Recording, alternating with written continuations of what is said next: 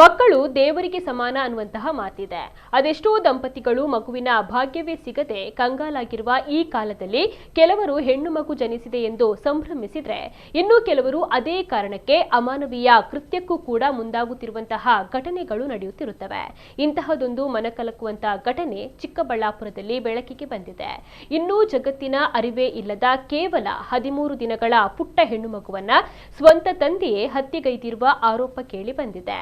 ಆರೋಪಿ ಇಮ್ರಾನ್ ಹಾಗೂ ಪತ್ನಿ ಮುಸ್ಕಾನ್ ದಂಪತಿಗೆ 13 ದಿನಗಳ ಹಿಂದೆ ಹೆಣ್ಣು ಮಗುವೊಂದು ಜನಿಸಿತ್ತು. ಜುಲೈ 22ರ ರಾತ್ರಿ ಮಲಗಿದ್ದ ಮಗುವನ್ನ ಇಮ್ರಾನ್ ಎತ್ತಿಕೊಂಡು ಹೋಗಿ ಮನೆಯ ನೀರಿನ ಸಂಪಿಗೆ ಎಸೆದಿರುವಂತಹ ಆರೋಪವಿದೆ.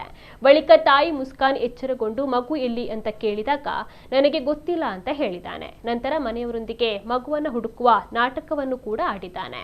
ಕೊನೆಗೆ ಮನೆಯ ನೀರಿನ ಸಂಪ್ನಲ್ಲಿ ಹುಡುಕಿದಾಗ ಮಗು ನೀರಿನಲ್ಲಿ ಶವವಾಗಿ ಪತ್ತೆಯಾಗಿದೆ. ಘಟನೆಯ ಸಂಬಂಧ ಪ್ರಕರಣ ದಾಖಲಾಗಿದ್ದು, ಆರೋಪಿ ತಂದೆ ಇಮ್ರಾನ್ನನ್ನ ಪೊಲೀಸರು ವಶಕ್ಕೆ ಪಡೆದು ವಿಚಾರಣೆಯನ್ನ ನಡೆಸ್ತಾ ಇದ್ದಾರೆ.